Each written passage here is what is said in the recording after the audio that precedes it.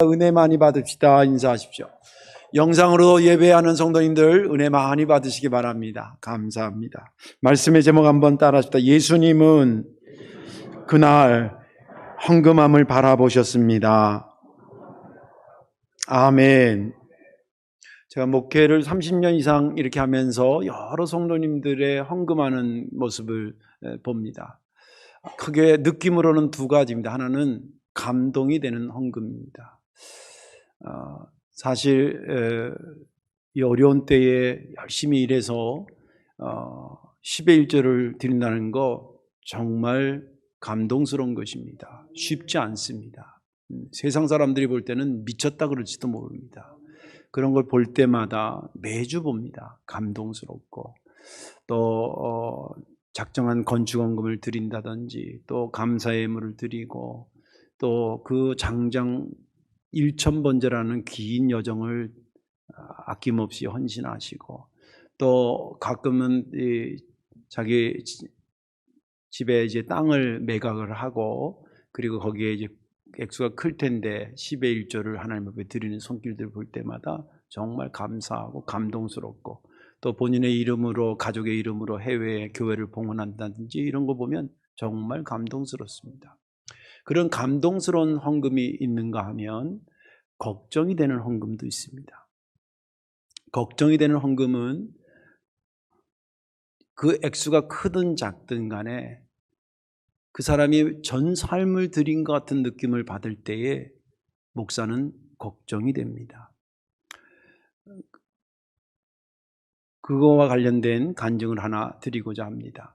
저쪽 교회 있을 때 가건물로 한 10년 이상 있다 보니까 거기 지대가 낮아서 비만 오면 침수가 되고 그랬어요.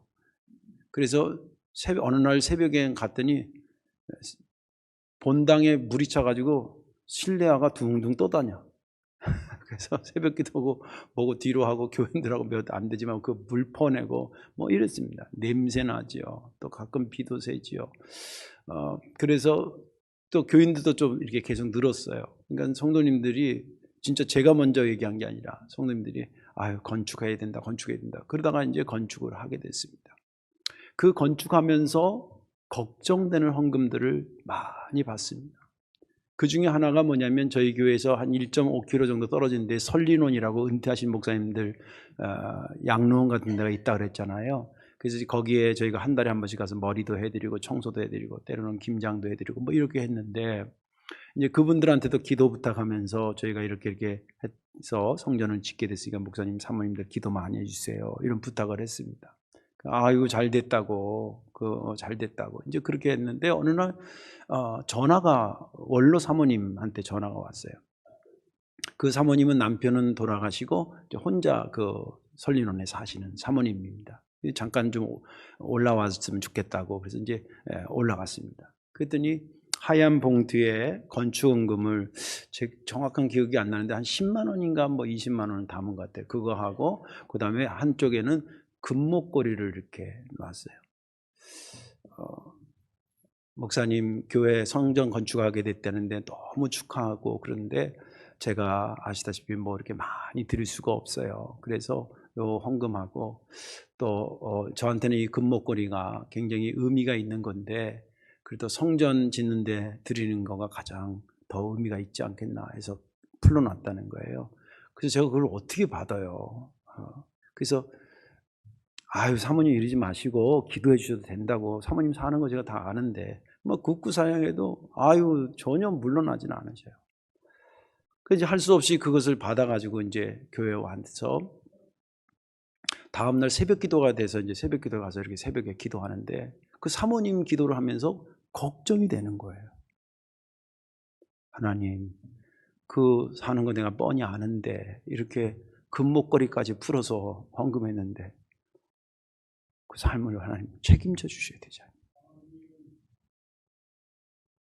그러면서 그때 문득 생각에 아 그렇구나. 목회도 그렇고 헌금도 그렇고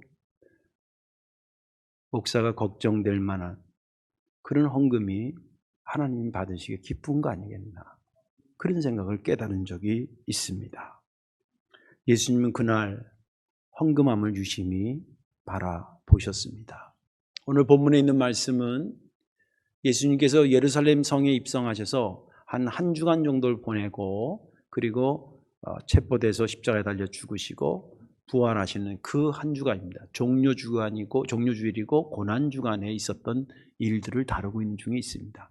예루살렘에 들어가서 주님께서 가장 먼저 한 것은 교회가 교회되지 못한 것에 대한 애절함이셨습니다. 그래서 성전에서 장사하는 사람들 다 내쫓으시고 만민이 기도하는 집이라 그러고 거기에 온 병자들을 고치고 교회는 고쳐주는 것이지 병들게 하는 것이 아니라는 것을, 그리고 또 그 많은 사람들이 바리새인들이 막 이렇게 저렇게 올가매려고 이 질문 저 질문하고 할 때 가이사의 것은 가이사에게 바치냐 뭐냐 뭐 이런 세금 내냐 마냐 이런 질문도 그때 다 이렇게 하시고, 그리고 나서 안쪽으로 더 들어오면 여인의 뜰이라는 것이 있습니다. 이스라엘 성전은 이방인의 뜰이 있고 성전 안으로 들어오면 여인의 뜰이 있고 여인의 뜰 앞에 이스라엘 남자들의 뜰이 있고 그리고 번제단이 있고 이렇게 구조가 되어 있었습니다. 그 여인의 뜰에서 성전 들어오는 입구에 헌금함이 13개가 있었다 그럽니다.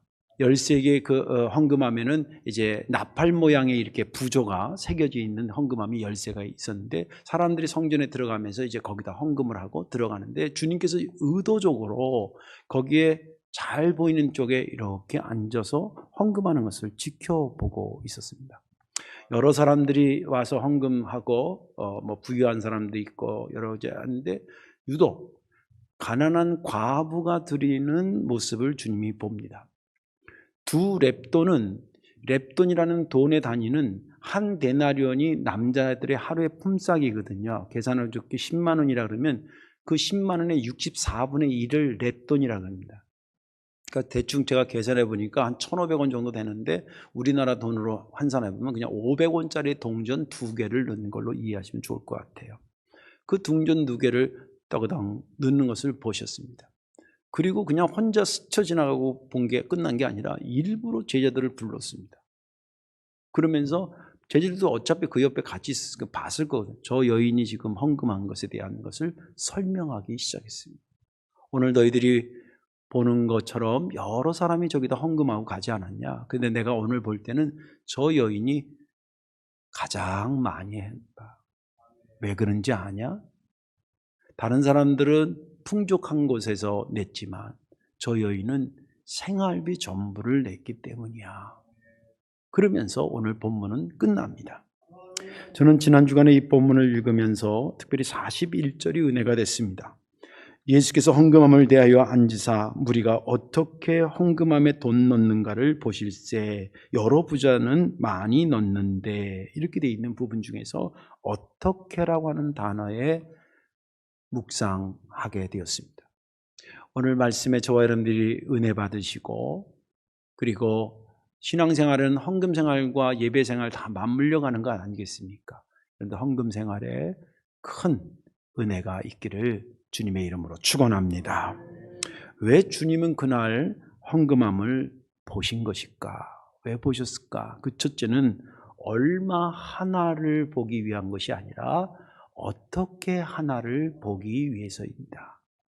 조금 전에도 읽었지만 41절에 보면 예수께서 헌금함을 대하여 앉으사 무리가 어떻게 헌금함에 돈 넣는가를 보실세. 이 41절이 중요한 것은 예수님께서 왜 그날 헌금함을 보는가에 대한 이유를 설명하고 있어요. 근데 그 이유를 설명할 때 결정적인 단어가 뭐냐면 어떻게라고 하는 것입니다. 어떻게 헌금하는. 근데 우리가 통상 헌금 그러면 저부터도 어떻게보다는 얼마라는 단어가 떠오르지 않아요? 우리가 헌금할 때 이거 얼마 하지? 또 누가 얼마 했지?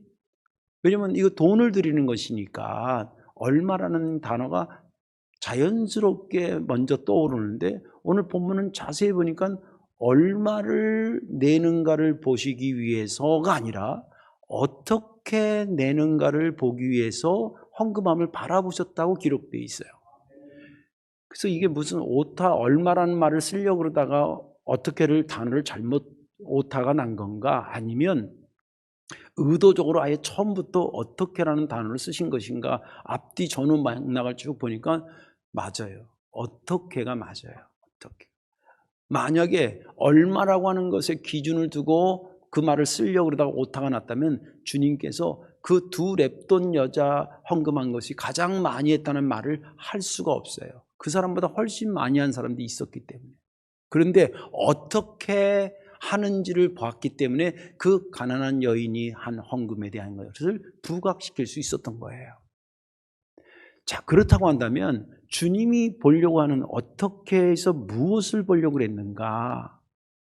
그 주님이 말하는 어떻게 의미는 뭘까? 크게는 2가지입니다. 하나는 최고보다 최선의 비중을 두고 보고 있다고 하는 것과 드릴 때보다 드린 이후의 비중을 두고 보고 있다고 하는 것입니다. 먼저 최고보다 최선의 우선을 두고 보셨다고 하는 것을 한번 살펴보도록 하겠습니다. 사실은 예수님은요, 헌금뿐만이 아니라 모든 것을 보실 때 최고의 비중을 두지 않고 최선의 비중을 둬요. 이거 자체가 저와 여러분들에게 복음일 줄로 믿으시기 바랍니다. 예를 들어 볼게요. 오병이어의 기적 있잖아요. 오병이어의 기적은 소년 아이가 자기 먹으려고 도시락 싸온 물고기 2마리와 보리떡 5개를 주님께 드리고 그것을 축사해서 떼줄 때 5,000명 먹었다는 그 유명한 사건이 이거 사복음서에 다 나와 있는 기적 사건입니다. 근데 최고의 관점으로 오병이어를 보면 그건 허접한 것에 불과합니다. 그렇죠? 물고기 2마리와 보리떡 5개가 어떻게 5,000명을 먹이겠어요? 그건 최고가 될 수가 없어요. 그러나 최선의 관점에서 본다면 오병이어의 기적은 상당히 그 물고기 2마리와 보리떡 5개는 상당히 부각되는 것이라는 거예요. 그걸 들어 축소하신 것은 인정하신다는 건데 그 관점이 뭐냐면 최고의 관점이 아니라 최선의 관점으로 보고 있다는 거예요. 또 구약에 보면 하나님께서 그 사울 왕 다음에 다윗 왕을 세우는 데에 사무엘한테 이새네 집에 가서 그 아들 중에서 내가 하나를 선택해 놨으니까 그 아들을 찾아서 기름 부음을 주라는 거예요. 왕으로 세우라는 거예요. 그래가지고 첫째부터 쭉 하는데 하나님이 아니라는 거예요. 그러니까 사무엘도 그렇고 저도 그렇지만 아무튼 사무엘도 그렇고 대부분의 사람들은 어디다 비중을 두고 모든 걸 보냐면 최고의 비중을 둬요. 이게 참 우리의 인간의 한계예요. 그 사무엘이 다 했는데 없는 거예요. 그러니까 그 아버지 이새한테 혹시 누구 없냐 그러니까 지금 막내가 하나 지금 들에 나가서 양 키우고 있는데 걔 좀 불러오면 될까요? 그럼 그 청년이라도 불러오라고 그러고 그 불러와서 했는데 하나님께서 이 사람이라는 거예요. 그러면서 하시는 유명한 말씀이 있어요. 사람들은 외모를 보지만 나 여호와는 중심을 보느니라.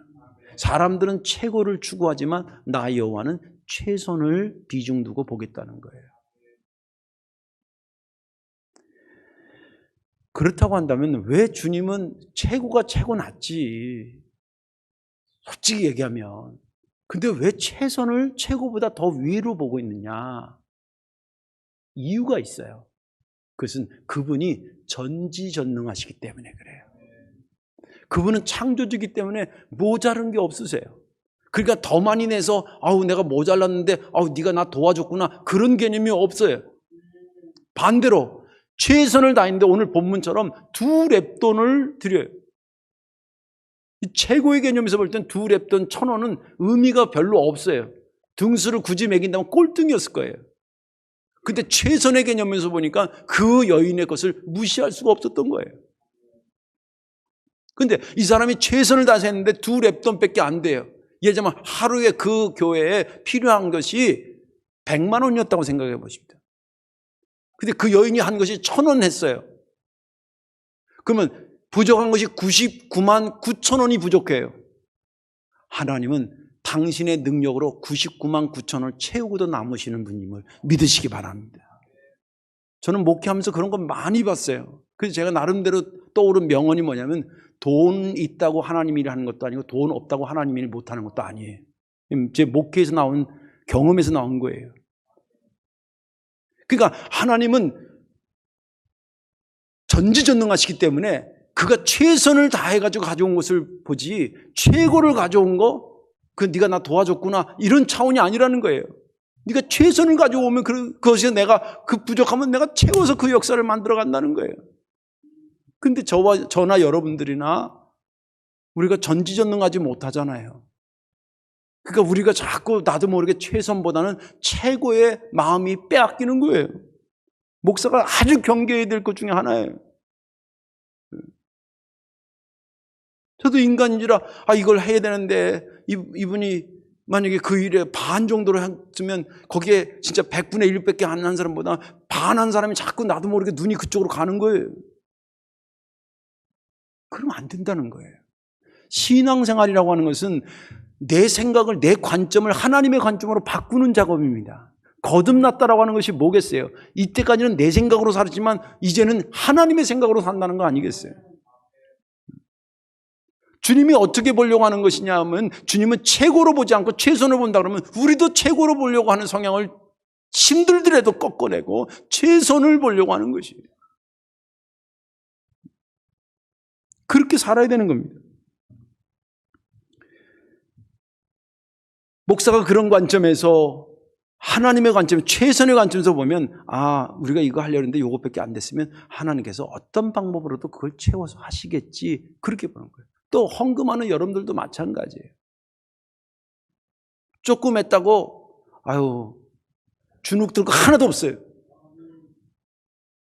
최선을 다해서 하시면 되는 거예요. 믿음 되시길 바랍니다. 그게 주님이 어떻게 하는 예를 보는 데 기준이었다는 거예요. 또 한 가지는 뭐냐면 드릴 때보다 드린 이후를 비중을 두고 보시는 거예요. 이건 무슨 말이냐면 헌금 드린 다음에 자기가 헌금한 것에 거기에 시선이 계속 머물러 있는 사람이 있고 헌금한 이후에 그 시선이 하나님께 쏠려가는 사람이 있어요. 오늘 여기 두 랩돈 가진 여자가 헌금 드린 다음에 그 헌금에 시선이 머물러 있었겠어요? 헌금을 받으신 하나님께 시선이 고정됐겠어요? 저는 후자라고 생각해요. 왜 그러냐면 생활비를 드렸대, 세상에. 그날 하루 생활해야 될 건데 이걸로 빵을 사서 애도 먹일 수 있어야 될 돈이고 자기도 먹어야 될 그럴 돈일 수도 있어요. 근데 그걸 갖다가 하나님 앞에 다 드렸으니까 어떤 일을 하더라도 살아야 되니까 더 열심히 일할 수 있었을 거고, 그죠? 그리고 그것만 가지고 안 되고 하나님 앞에 전적으로 맡겼으니까 누구의 은혜만 전적으로 사모하게 되냐면 하나님만 사모하게 되는 거예요. 저도 목회하는데 더 이상 내디딜 이 경계선장이 딱 서가지고 더 내디딜 수 없는 상황이 되니까 하나님한테 엎드릴 수밖에 없더라고요.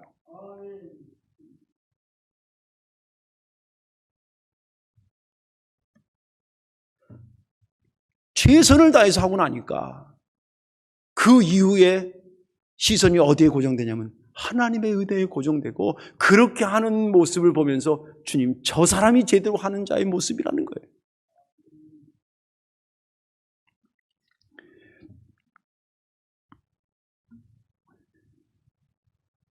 제가 헌금 생활하는 걸 이렇게 보니까 우리들 입장에서는 드리는 저의 입장이나 또 여러분들 입장에서는 당연히 얼마를 드릴까 고민하게 됩니다. 사실은 목사도 매달 혹은 매해 하나님 앞에 드릴 것에 대해서 고민해요. 절기헌금 될 때 고민하고 합니다. 그런데 오늘 말씀이 여러분들에게 자유가 있기를 바랍니다. 결국 헌금은요, 내 만족이 아니에요. 헌금은 하나님이 받으시는 거예요. 그리고 그분이 괜찮다 그러면 괜찮은 거예요. 기준을 하나님께 두는 것입니다. 이게 드린 이후에 하나님께 시선이 고정되어 있는 자의 모습인 거예요. 주님은 그렇게 드리는 자를 보고 싶었던 겁니다. 그래서 어떻게 드리기를 원했느냐? 최고보다는 최선을, 또 드릴 때보다는 드린 이후를 보시고 헌금하는 자들을 살펴보셨던 것입니다. 여러분들 그러기에 여러분들 생각에 적게 들었다고 부끄러워하거나 주눅 들 거 없어요. 또 많이 드렸다고 우쭐할 것도 없어요. 주님 앞에 드리고 주님이 기뻐하시는 것으로 주님과 내 안에 순수한 것만, 신앙의 순수성만 유지된다고 한다면 그러면 되는 거예요. 이 말씀이 여러분들 헌금 생활에 평안을 주는 말씀이 되기를 주의 이름으로 축원합니다. 마지막 하나는 왜 주님은 그날 헌금함을 보셨냐면 모든 헌금하는 자들을 높이시고 거기에 가난한 과부도 포함시키기 위해서였습니다.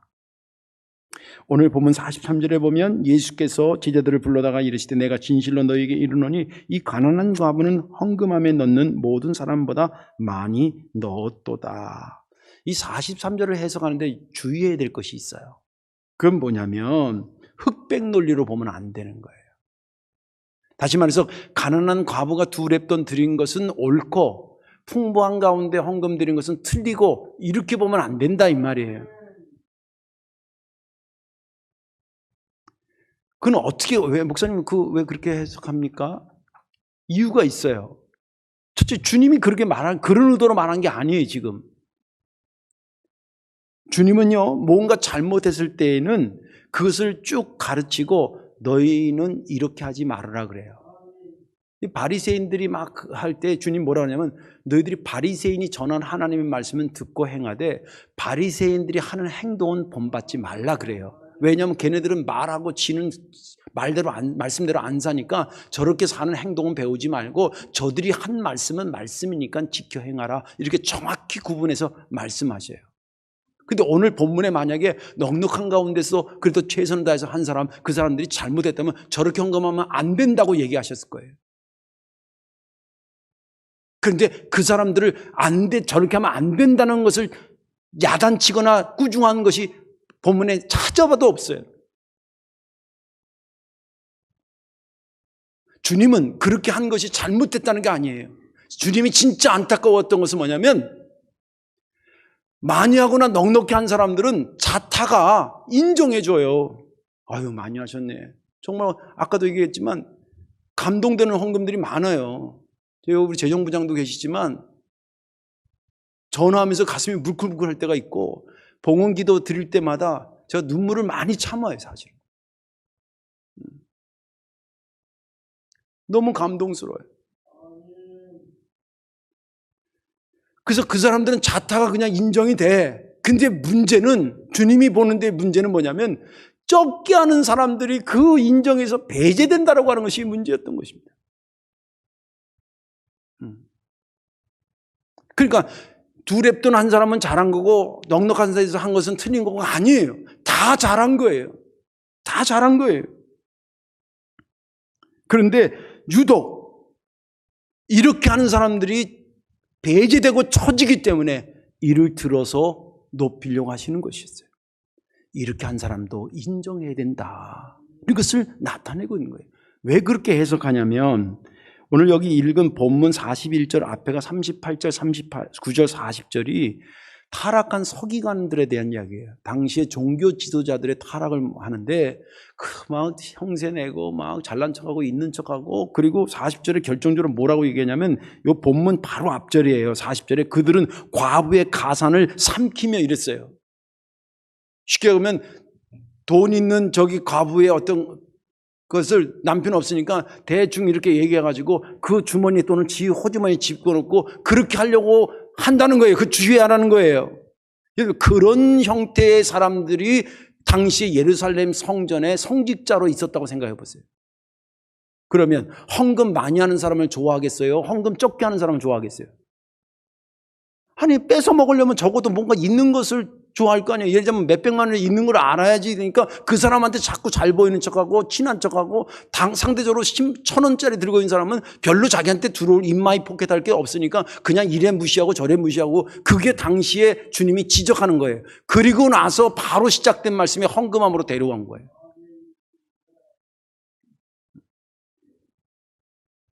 옛날이나 지금이나 많이 한 사람 박수 받아야 됩니다. 감동적입니다. 진짜입니다. 고마운 분들입니다. 그러나 상대적으로 적게 하는 사람도 적게 하는 것이 아니라는 거예요.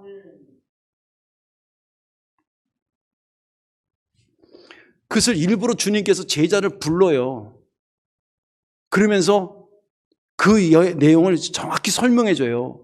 왜 그랬을까 가만히 생각해 보니까 이제 주님이 이래가지고 며칠 뒤에 십자가에 달려 죽으시고 또 성령이 역사하셔서 초대교회가 공동체가 형성될 때 거기도 교회가 공동체 형성되면 반드시 헌금에 대한 문제가 있을 거라는 거예요. 그때 제자들, 다시 말해 목사들이 헌금에 대한 네가 정확한 기준을 갖고 있어야 많은 성도들을 이끌어가고 그 교회를 정확하게 이끌어가는데 도움이 돼서 시청각으로 지금 교육을 시키는 거예요. 너희들도 앞으로 목회할 때에 헌금 많이 하는 사람들이나 좋아하고 그러지 말아요. 저들도 당연히 인정해야 됩니다. 제가 목회하면서 보니까요, 주님 말씀이 맞아요. 저희 교회 보면 예를 들어서 죄송합니다. 11조 했는데 한 달 벌어가지고 11조 한 게 3만 원이에요. 어떤 사람은 100만 원 하신 분도 있어요. 둘 다 어려워요. 100만 원 하는 사람은 그냥 껌값인 것 같아요. 이 사람도 이거 하려고 얼마나 잠을 설치고 일하고 땀 흘리고 그런지 알아요? 너무 고마운 분들이에요.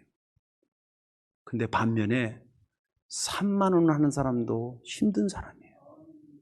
땀 흘린 사람이에요. 계산 얼른 해보세요. 3만 원이면 11조 3만 원이면 한 달 수입이 그 사람은 30만 원밖에 안 된다는 거예요. 그 할머니 권사님이 속일 사람이 아니에요. 내가 알아. 제가 여러 번 얘기했지만 3만 원 받으면 진짜 거기 내 돈 7만 원 보태서 10만 원 다시 돌려주고 싶어. 그렇게 우리가 기준을 가지고 봐야 된다는 거예요. 다른 교회는 뭐 어떨지 모르겠지만 적어도 성덕교회는 적게 한 사람도 인정받는 거예요. 왜? 그 속사정을 들여다보니까 생활비 전부를 드린 거네, 세상에. 겉으로 볼 때는 3만 원밖에 안 되지만 그냥 버스 그거 조금 아끼려고 뭐 좀 아끼려고 그렇게 아끼고 아껴서 주일날 가져오는 거예요. 주님 말하기를 그 사람들은 어떻게 없다고 조그맸다고 너희들이 무시할 수 있겠냐는 거예요. 그렇게 하면 안 된다는 거예요. 그래서 주님께서 그들을 바라보고 정확히 높이기 위해서 헌금함에 앉아 계셨던 것입니다. 여러분들 작게 하든 많게 하든 모두 다 고마운 분들이에요.